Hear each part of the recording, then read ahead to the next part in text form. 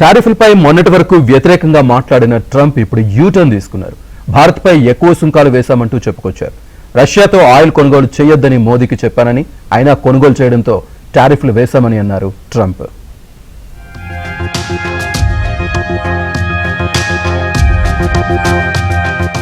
America అధ్యక్షుడు Trump భారత్ను పొగుడుతూ విమర్శలు చేస్తూనే ఉన్నారు.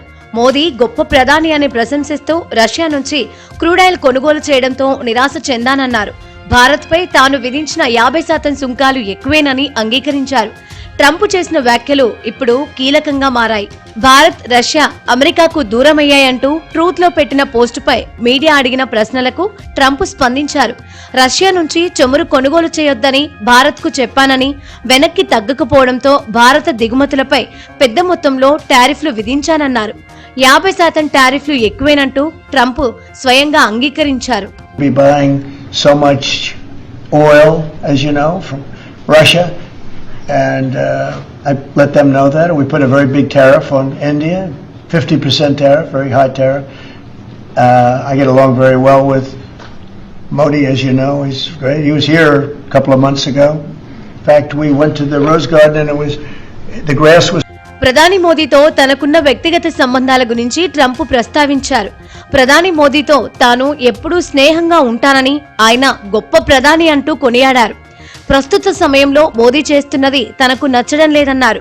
భారత్, అమెరికా మధ్య ప్రత్యేకమైన సంబంధం ఉందని, ఆందోళన చెందాల్సిన అవసరం లేదన్నారు. టారిఫ్లపై నిన్నటి వరకు భారత్ పై రంకెలు వేసిన ట్రంప్ ఇప్పుడు ఒక్కసారిగా యూటర్న్ తీసుకున్నారు. With Modi, he's great. Prime Minister, he's great. I'll always be friends, but I just don't like what he's doing at this particular moment. But India and the United States have a special relationship. There's nothing to worry about. We just have moments on occasion. Trump చేసిన tweet పై ప్రధాని మోదీ స్పందించారు. Trump భావాలను, ఇరు దేశాల సంబంధాలపై సానుకూల దృక్పథాన్ని అభినందిస్తున్నట్లు తెలిపారు. భారత్, అమెరికా మంచి భవిష్యత్తు, వ్యూహాత్మక భాగస్వామ్యాన్ని కలిగి ఉన్నాయంటూ ఎక్స్ లో మోదీ ట్వీట్ చేశారు.